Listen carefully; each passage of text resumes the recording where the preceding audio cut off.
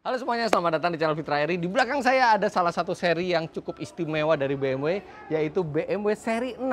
Ini generasi kedua dan seri ini cukup jarang ada di jalanan, dan yang di belakang ini adalah milik dari Autohai, dan ini adalah BMW 630i tahun 2008. Di video kali ini saya akan jelaskan kepada Anda apa istimewanya mobil ini, apa saja teknologi-teknologinya, karena saat BMW ini keluar, BMW itu lagi mau mencoba sejumlah teknologi baru, sejumlah fitur-fitur baru. Beberapa ada yang berlanjut sampai sekarang, beberapa ada yang gagal. Nah, itu ada semuanya di mobil ini. Jadi saya akan tunjukkan ke Anda, serta tentu saja di akhir video saya akan test drive mobil ini dan memberitahu kepada Anda bagaimana rasanya setelah 13 tahun.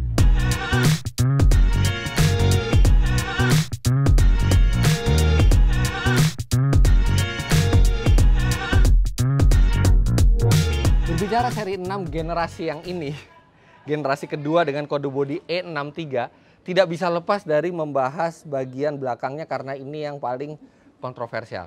Ini yang disebut oleh orang-orang sebagai bangle butt atau bokong dari Chris Bangle. Karena Chris Bangle itu secara kontroversial dia menciptakan BMW seri 7 yang seperti ini, kemudian BMW seri 5 yang seperti ini, E60, dan seri 6 ini sama bentuknya.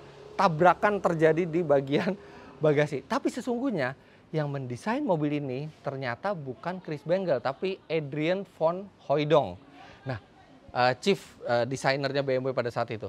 Namun, Adrian itu mengambil inspirasi BMW seri 6 ini dari BMW Z9 konsep yang bentuknya seperti ini. Nah, BMW Z9 konsep itu didesain oleh Chris Bangle. Jadi suka nggak suka ini tetap memang ada pengaruh dari Chris Bangle di sini. Secara keseluruhan kalau kita lihat dari jauh lagi, BMW seri 6 ini bukan mobil dengan desain yang orang bisa biasa-biasa aja.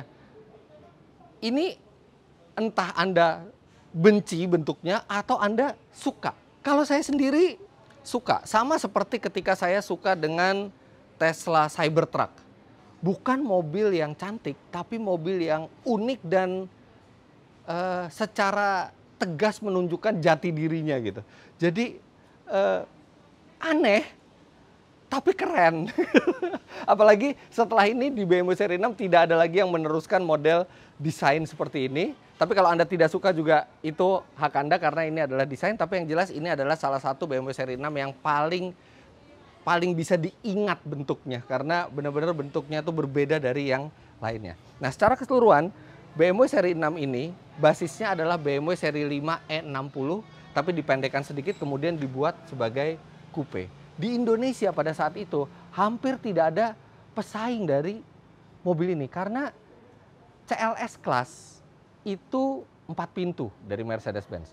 Kemudian E-Class Coupe tidak masuk di zaman dari BMW E63 ini. Dia sendirian di pasar jadinya. Dan itu membuat BMW seri 6 ini cukup diminati oleh para petrolhead. Ada dua tipe kalau tidak salah pada saat itu, ada 645i dan ada 630i. 645 dengan mesin V8, sedangkan 630i ini dengan mesin 6 silinder, dan ada satu lagi BMW M6 yang model seperti ini. Dan itu juga revolusioner karena itu adalah silinder terbanyak di BMW seri 6, 10 silinder 5000 cc 507 HP.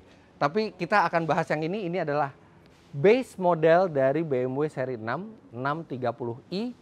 Dan kalau ada teman-teman yang tanya harganya berapa sekarang, mobil ini sekarang harganya ditawarkan di 600 jutaan rupiah. Artinya masih tinggi untuk sebuah mobil yang sudah, atau sebuah BMW yang sudah berumur 13 tahun. Bahkan lebih tinggi dibandingkan BMW seri 7 di tahun yang sama harganya, jauh lebih tinggi. Sekarang kita lihat dulu spek-speknya. Wih, pegasnya masih berfungsi dengan baik. Dia ada peredamnya juga. Nah, mesin yang digunakan di entry level dari BMW seri 6 ini adalah mesin 3000 cc, 6 silinder dengan tenaga 255 HP dan torsi 300 Nm. Mesin ini menyalurkan tenaganya ke dua roda belakang melalui transmisi otomatis 6 speed. Nah, Sebenarnya mesin 3000 cc 6 silinder ini ada yang tenaganya itu sampai ke 268 HP dan torsi 320 Nm. Tapi itu hanya untuk negara-negara maju yang kualitas bensinnya itu memenuhi syarat.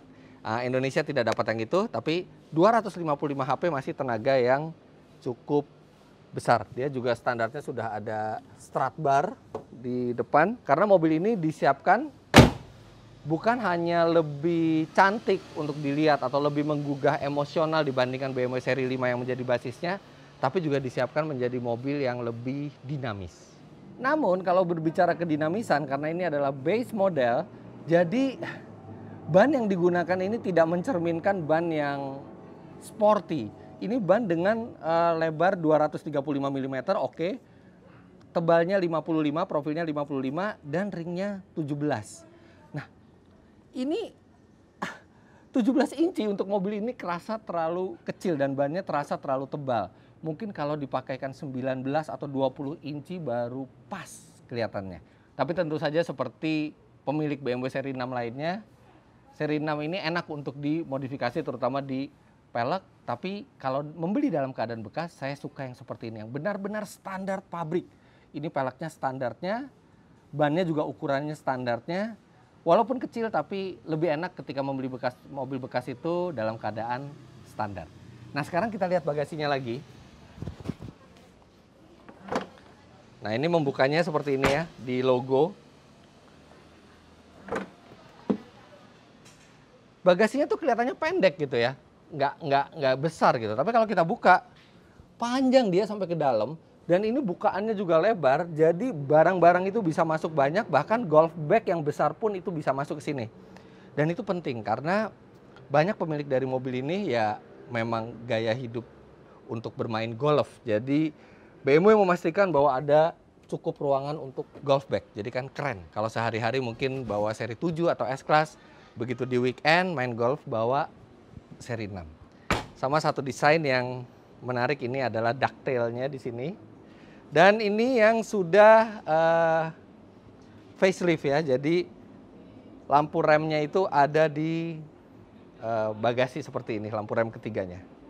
Knalpot ada dua, kanan dan kiri, dan ini dua-duanya asli ya, bukan knalpot palsu.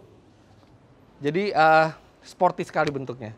Mestinya ada emblem 630i di sini, tapi udah copot. Ini kuncinya, seperti ini. Dan kuncinya ini sayangnya di zaman itu belum ada teknologi keyless.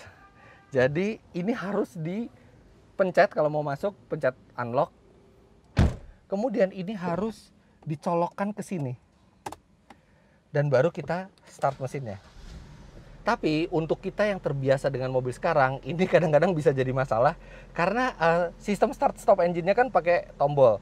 Kita tuh terbiasa sekali begitu mematikan mesin, oh dia pakai tombol, jadi di benak kita adalah dia menggunakan keyless smart key, dan kita keluar sampai luar, loh mau kuncinya di mana? Ternyata kuncinya harus dicabut lagi. Tapi ya itu ketika itu BMW mencoba teknologi kunci yang dicolokkan seperti ini. Memang keren, tapi akhirnya tidak dilanjutkan lagi oleh BMW. BMW lebih memilih untuk smart keyless entry langsung. Nah, berbicara dengan teknologi yang maju, BMW di generasi ini, di seri 7-nya, seri 5-nya, seri 3-nya, seri 6-nya, mencoba sejumlah desain dan teknologi baru. Yang pertama adalah iDrive. Ini adalah iDrive yang pertama kali diperkenalkan di BMW seri 7, kemudian masuk ke BMW seri 6, dan ini adalah iDrive yang sangat ribet memakainya, tidak natural. Responnya cepat ya, kalau responsnya cepat, tapi ini tidak user friendly. Hanya ada satu tombol menu di sini. Kalau Anda udah tersesat di dalam, Anda pencet menu lagi untuk reset dari awal. Dan iDrive-nya sendiri tetap dilanjutkan oleh BMW. Tapi sistemnya sekarang jauh lebih mudah dan BMW akhirnya menempatkan sejumlah tombol shortcut. Tadinya dipikir dengan satu tombol dan maksudnya dengan satu tuas dan satu tombol ini sudah cukup, ternyata tidak. Ternyata untuk mempermudah dibutuhkan tombol-tombol shortcut lainnya, dan itu dilanjutkan BMW sampai sekarang. Kemudian hal baru yang dicoba di BMW adalah transmisi joystick seperti ini. Jadi dia benar-benar selalu kembali ke tengah.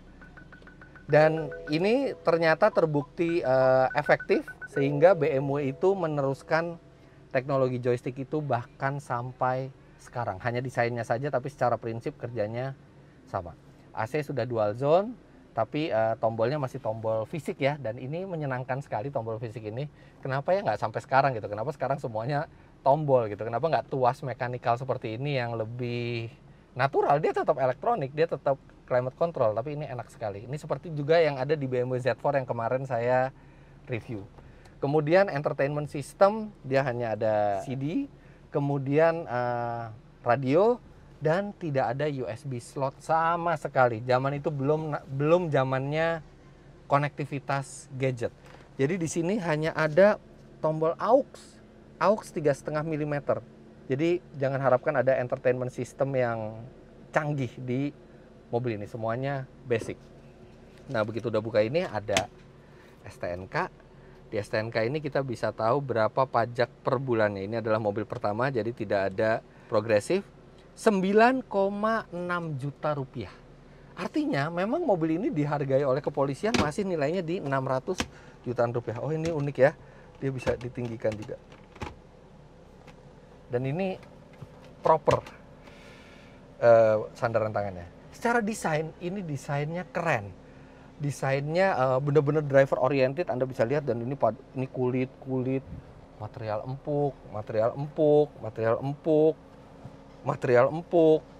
Benar-benar masih terasa kualitas yang sangat solid. Tapi untuk desain seperti ini, yang dikorbankan adalah cup holder. Tidak ada cup holder di mobil ini. Cup holder hanya satu.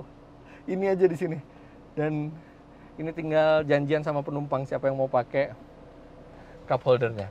Desain dari instrumen ini paduan antara analog di kanan dan kiri, dan di tengahnya ada MID digital yang masih berwarna oranye khas BMW. Dan mobil ini sudah berjalan 69.500 km pada saat saya mengetesnya. Nah, kita bicara lagi tentang inovasi-inovasi teknologi dari BMW. Nah, ini juga pengaturan setir baik tilt maupun teleskopik sudah menggunakan tuas elektrik. Ada cruise control di sini. Cruise controlnya masih model batang seperti ini. Ini mungkin terinspirasi dari Mercedes-Benz atau mobil-mobil lainnya, tapi sekarang BMW sudah menempatkan cruise control di kolom setir. Nah, untuk sen ini juga teknologi baru di BMW. Karena sennya itu dia sama kayak transmisi joystick. Dia kembali ke posisi awal. Pada saat pertama kali orang bingung. Aduh, ini gimana ngebalikinnya? Ternyata ngebalikinnya tinggal di pencet setengah ke atas atau ke bawah gitu ya. Tapi jadi unik tuas dari sennya, dan ini juga masih dipakai sampai sekarang sistemnya oleh BMW. Begitu juga dengan wiper yang sistemnya sama dengan sen, dan ini tetap berlanjut sampai sekarang. Yang tidak lagi dipakai sampai sekarang oleh BMW adalah tombol bintang dan tombol jajaran genjang ini. Jadi ini adalah tombol multifungsi. Kita bisa menentukan fungsinya lewat iDrive, mau fungsinya apa. Jadi ini tombol yang bisa di setel fungsinya. Tapi justru membingungkan, kita kadang-kadang lupa ini di setel buat apa, dan sekarang tombol ini tidak lagi dipakai oleh BMW. Pedal shift juga ini model yang tidak alami ya. Jadi kita menarik tuas untuk menaikkan gigi, kemudian memencet tuas untuk menurunkan gigi. Jadi kanan dan kiri sama-sama untuk menaikkan dan menurunkan gigi. Ini desain yang tidak lagi berlanjut di BMW. Wah, mobil ini sudah pakai panoramic sunroof. Kemudian sunroofnya, nah ini juga bisa dibuka, tapi tidak bisa di slide. Ya, dia hanya bisa dibuka sedikit. Rem parkir dia masih menggunakan mekanikal. Kemudian ini ada sedikit tempat penyimpanan di sini. Posisi menyetir, bahkan sampai sekarang ya sudah 13 tahun, posisi menyetirnya ini masih ergonomis. Dari zaman dulu BMW memang memiliki kualitas driving position yang sangat baik.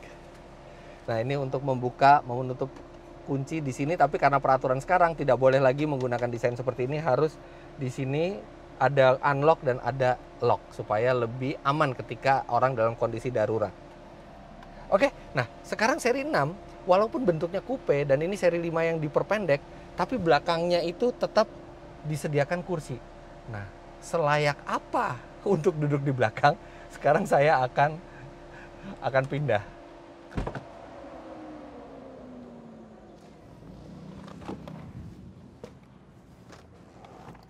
Nah, ini posisi menyetir saya kan. Saya tingginya 177 cm. Masuknya susah sekali. Oke. Ini nggak bisa buat orang dewasa, mungkin anak remaja ya, mungkin di bawah 160 cm masih bisa di sini.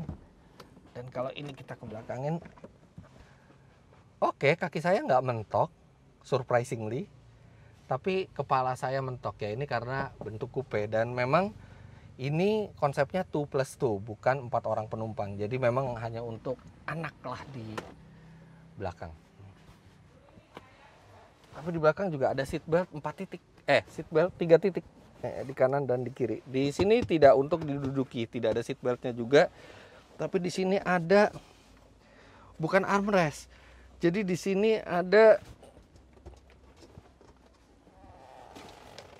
kotak, ada ini P3K di sini. Ini kulitnya masih bagus semua. Merah.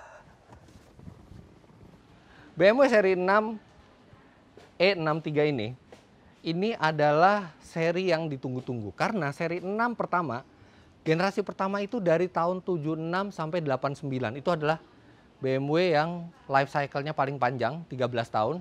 Kemudian setelah itu berhenti. Dan baru di 2000-an, kalau tidak salah baru di 2003, mobil ini kembali hadir. Setelah 14 tahun baru hadir seri 6. Walaupun setelah seri 6 generasi pertama berhenti produksi, itu ada seri 8. Tapi seri 8 itu tidak dibilang sama BMW sebagai penerus seri 6. Tapi saya mulai curiga bahwa sebenarnya seri 6 dan seri 8 itu bergantian. Seri 6 pertama, kemudian seri 8, kemudian seri 6 ini, kemudian ada generasi-generasi selanjutnya, dan sekarang seri 6 tidak ada lagi. Seri 6 hanya ada seri 6 GT yang sebenarnya itu dari basic, seri 5 dibuat body GT. Tapi yang model coupe seperti ini sekarang namanya seri 8. Jadi, walaupun ini nama resminya seri 6, tapi Anda bisa berpikir bahwa ini sebenarnya setara dengan seri 8. Karena setiap seri 6 dijual, seri 8 tidak dijual. Begitu seri 6 tidak dijual, seri 8 dijual. Dan artinya ini adalah coupe yang ultimate dari BMW. Coupe yang memang di level tertinggi dari BMW. Nah, sekarang bagaimana rasanya? Apakah setelah 13 tahun dia masih bisa mempertahankan reputasinya sebagai mobil coupe grand touring yang asik untuk dikendarai? Sekarang kita jalan, tapi sebelum jalan kita ambil barang-barang dan melakukan satu ritual dulu. Sebelum kita tes, pagi-pagi gini kita minum kopi dulu.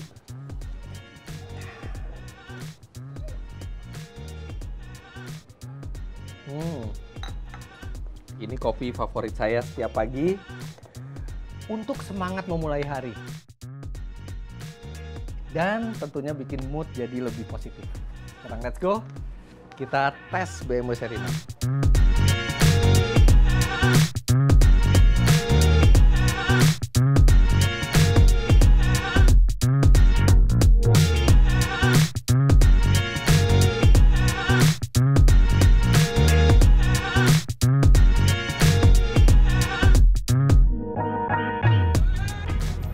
Satu yang langsung menyenangkan begitu pertama kali berjalan pakai mobil ini tuh deruman mesinnya. Karena ini zaman BMW itu belum turbo. Jadi 630i benar-benar 3000 cc 6 silinder. Kalau yang sekarang 630i itu 2000 cc turbo 4 silinder. Ini masih 6 silinder, jadi deruman khas.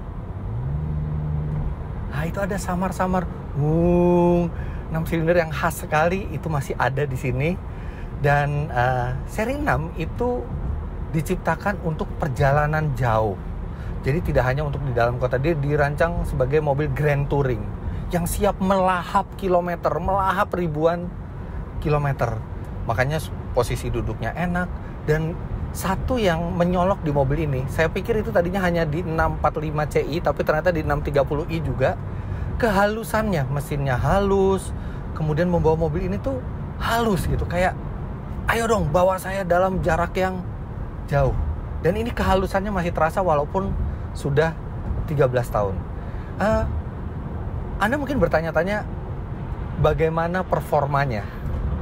Mobil ini dulu klaimnya, kalau tidak salah, klaimnya 0 sampai 100 km per jam itu 6,9 detik. Tapi itu klaim di Jerman dan itu 13 tahun lalu.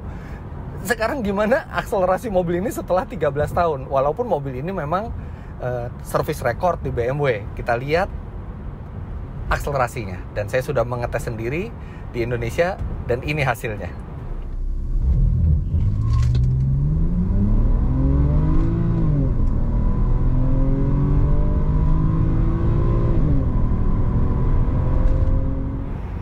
Yes, walaupun terjadi wheel spin pada saat start, tapi mobil ini masih bisa 0 sampai 100 km per jam dalam 7,2 detik. Top speed saya nggak nyoba, tapi klaimnya adalah 250 km per jam dibatasi secara elektronik. Jadi mobil ini tidak pelan, dan mobil ini dengan mudahnya mencapai kecepatan tinggi. Dan ini sekarang saya berjalan 90 km per jam itu effortless sekali. Bener-bener cuman gas tuh sedikit sekali. Nah, tapi walaupun mobil ini serasa effortless, tapi konsumsi bahan bakarnya ya lumayan mengkhawatirkan. Karena kenapa BMW itu beralih ke turbo sekarang untuk efisiensi bahan bakar, sedangkan ini belum turbo. Saya sudah mengetes itu di dalam kota itu, rute kombinasi itu konsumsi bahan bakarnya tuh 6,5 sampai 7 km per liter. Jadi 1617. Kalau di tol seperti ini oke lah, bisa 110, 111. Tapi ya memang nggak bisa dibandingin dengan teknologi sekarang yang sudah turbo. Tapi minimal Anda dapat deruman 6 silinder itu yang menyenangkan. Toh mobil ini juga bukan buat dipakai setiap hari. Ini adalah mobil weekend. Nah, bagaimana kenyamanannya? Untuk di jalan tol seperti ini, wah enak. Dia bener-bener kalau untuk ukuran sport coupe, ini suspensinya nyaman, empuk. Tapi kalau misalnya kita bawa di jalan yang agak kasar, dia memang terasa agak keras. Memang dia untuk jalanan halus, dia memang agak keras kalau misalnya kita bandingkan dengan sedan, karena dia harus memiliki pengendalian yang presisi. Dan pengendalian mobil ini, walaupun ini bannya masih memakai ban yang tebal, itu pengendaliannya sangat membuat percaya diri. Memang tidak seperti mobil sport, tapi saya yakin kalau misalnya Anda ganti dengan ban yang bagus dan profil ban yang tipis gitu ya, ini akan lebih presisi lagi. Ini masih ada kompromi dengan kenyamanannya kalau yang ban standar ini. Tapi ketika misalnya Anda harus berbelok agak kencang, nah ini benar-benar masih sangat terprediksi. Anda masih percaya diri. Tidak terlalu sigap, tapi tetap terukur dan terprediksi. Yang mengganggu ya ini pedal shiftnya benar-benar tidak natural gitu. Biasanya kan kanan shift up, kiri shift down. Yang ini kebalik nih emang desain pada saat itu. Visibilitas ke belakang masih sangat memadai walaupun melandai, ke depan dan ke samping sangat baik. Apalagi ini ada panoramic roof, sebenarnya nggak panoramik banget ya, cuman sunroof yang besar ini bikin aura kabin juga jadi lebih terang. Menyenangkan bawa mobil ini. Dan nggak nyangka ini mobil udah jalan hampir 70.000 kilo dan sudah 13 tahun. Bukti bahwa mobil-mobil Jerman seperti BMW, Mercedes-Benz itu sebenarnya mobil yang sangat awet asal dirawat dengan benar, tidak dirawat dengan asal-asalan. Selama kita rawat di bengkel resmi dan ketika misalnya ada gangguan atau kerusakan itu langsung ditangani, ini mobil awet sekali. 13 tahun tidak terasa tanda-tanda penuaannya. Kaki-kaki juga masih bagus dan modelnya itu Dulu banyak orang yang benci pertama kali mobil ini keluar, tapi lama-lama jadi unik dan jadi menarik mobil ini. Dan tidak seperti mobil kuno gitu, mobilnya masih terlihat keren walaupun di tahun 2021 ini.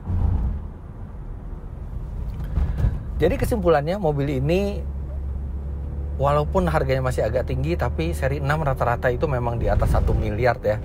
Kecuali yang generasi kedua ini sudah di bawahnya, tapi tetap dia asik buat dikendarai, benar-benar menggugah untuk dikendarai, baik jarak dekat maupun jarak jauh sekalipun.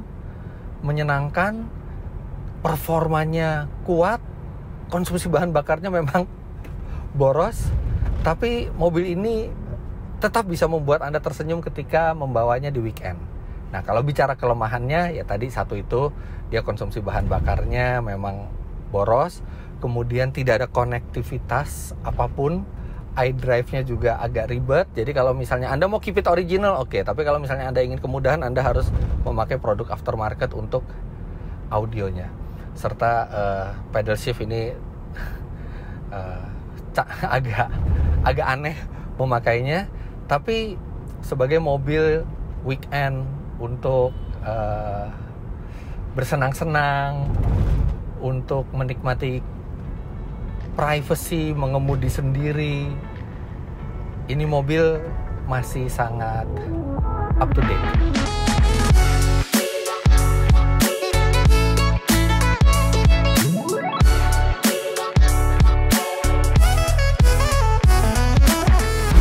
Nah, bagi Anda yang berminat untuk meminang mobil ini, silakan Anda hubungi Otohai. Anda bisa DM mereka, ini akun Instagramnya di sini ada 2. DM yang mana aja terserah. Jadi begitu aja video review saya mengenai BMW seri 6 generasi kedua E63 ini. Jangan lupa Anda klik like bila menyukai video ini, komentar di bawah, dan subscribe ke channel Fitra Eri jika Anda belum. Terima kasih banyak Anda sudah menyaksikan. Sampai jumpa di video selanjutnya. Bye-bye.